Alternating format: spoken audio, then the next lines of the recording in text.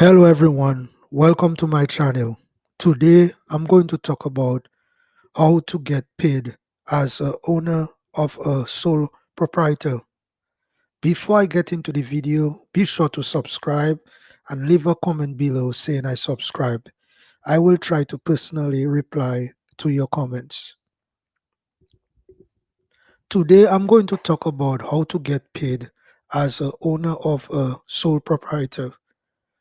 So what is a sole proprietor?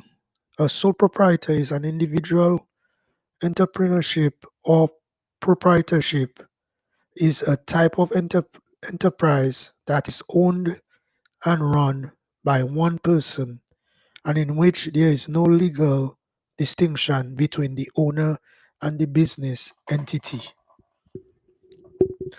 Therefore, in terms of getting paid as a owner of a sole proprietor, you, the business owner, is not an employee and you're not part of the payroll of the company, even if you run payroll for your business. In other words, you can have other people that works in your business on payroll, but not yourself. Also, you cannot have yourself listed as a 1099 contractor because you are not hiring yourself as an independent contractor in your company, which also means you will not be issuing yourself a 1099 at the end of the year.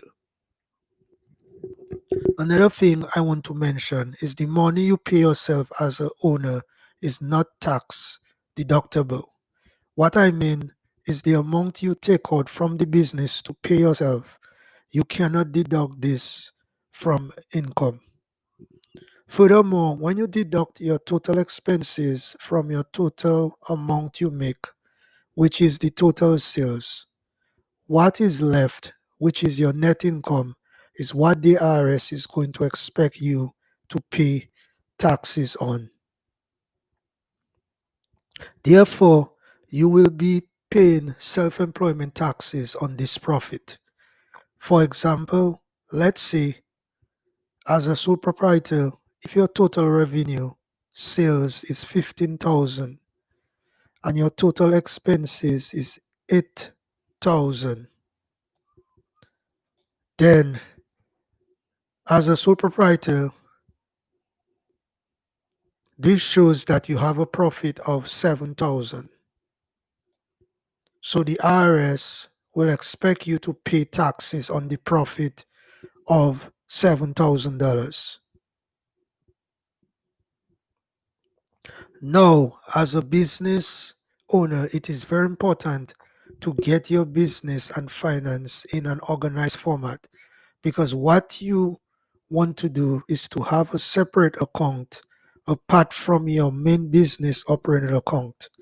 For example, a business saving account that normally comes with your business checking account.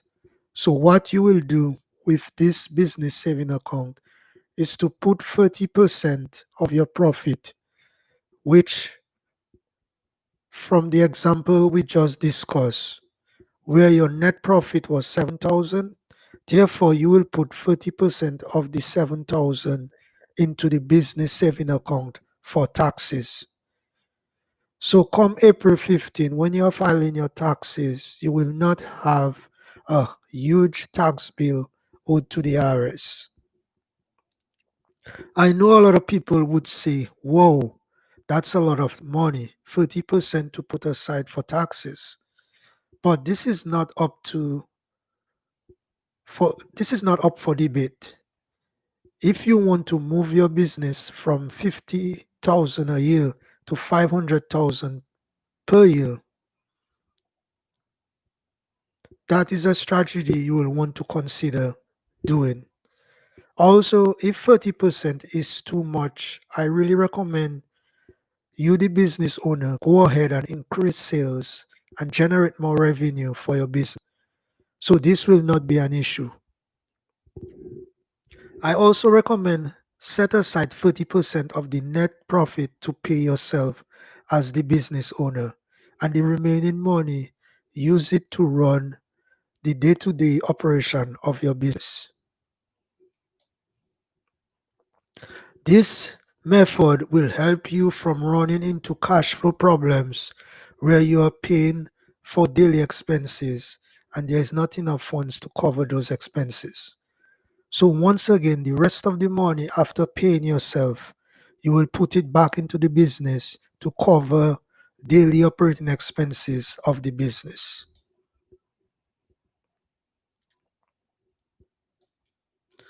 On the other hand, at year end, if you have a profit in your business, that will indicate you have money left over. So this will give you choices to do a lot of things because you do not want to be making a loss and cannot pay for operating costs for your business. Neither you would want to go into debt to cover those expenses. So money left over at year end is an excellent thing. Now, when you pay yourself as a business owner, pay yourself on a fixed schedule. For example, you could pay yourself weekly, bi-weekly, and monthly. The key is to be consistent and pick one of those schedules and be disciplined and stick to it. The thing you would not want to do is, for example, pay yourself on Tuesday, then pay yourself again on Thursday, after that pay yourself on Saturday. You really do not want to practice this habit. Just think of how you would pay your employees, which will be on a fixed schedule. So you will also want to keep that same fixed schedule and pay yourself that way. Doing this will really help because when you start growing your business and your sales are increasing, this kind of transition will be easy and not difficult to adapt as a business owner. On the other hand, when you get the revenue, you just want to go ahead and take the 30% right away and put it to the business saving account for the taxes. That way, you will be keeping up with your taxes that you need to pay to the IRS. Another important thing to keep in mind is if you run a single member LLC, this method I mentioned so far in the video for a sole proprietor will be the exact same for a single member LLC. It does not change at all. Your taxes is the same. So please keep this in mind because a lot of people think that because they run a single LLC, this does not apply to them, but it does. A single member LLC provides liability protection and provides a separation for the business and its identity. Compared to a sole proprietor, you and the business is one of the same. For example, for a sole proprietor, if you, the owner, gets ill and unfortunately passes away suddenly, then the business also dies with you. But the single member LLC, that business is separate. So that business can be sold to investors even though you pass away. So that's the main difference. However, structurally, they are the same thing. Now, an important note, you never pay for your personal expenses out of your business account. You never should do that. A lot of business owners struggle a lot with this, and you want to stop doing this because it's not correct to do. The right thing to do is the money you are going to pay yourself from your business account. You would transfer this money from your business account to your personal account, or you could also withdraw that money by going to the bank or the ATM machine if you prefer to take the money out that way. Another thing you could do is write yourself a paper check and deposit it to your personal account. Also, do this on a fixed schedule and do not mix personal funds with business funds. This is not correct to do, and the IRS do not accept that behavior, which could lead to you being audited, and this will be a problem. So get into the mindset of creating discipline for yourself and your business, where you are setting aside 30% of your taxes, paying yourself in a separate account on a fixed schedule. If you think this is too difficult because your cash flow is low, I recommend to go ahead and make and increase your sales and revenue, so this will not be difficult to do. The thing is, you do not want to be short on your taxes because you are low on cash flow. Because even though you are low on cash flow, you still have a tax liability you have to pay. The important thing is, as a business owner, you want to get into the mindset of when it comes to paying taxes, you want to be able to pay for the taxes you owe and continue operating your business without the headache of tax liabilities or tax debt to the IRS. Furthermore, during the operation of your business, you will be liable to pay estimated taxes to the IRS.